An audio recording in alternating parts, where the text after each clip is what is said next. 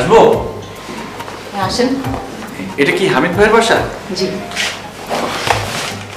আসসালামু আলাইকুম। আরে কে আপনি? কি করছেন?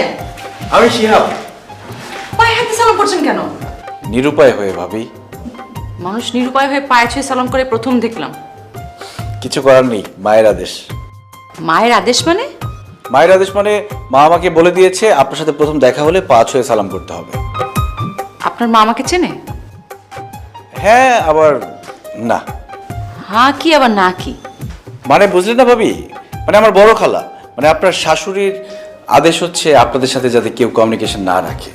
আর আমার মা মানে আপনার খালা শাশুড়ি এই জন্য ট্রেডিশনাল সম্পর্কটা রাখতে পারছেন না। কিন্তু মা হামিদ ভাইকে খুবই পছন্দ করে এবং সবসময় মন থেকে দোয়া করে। সেক্ষেত্রে আপনাকেও পছন্দ করে।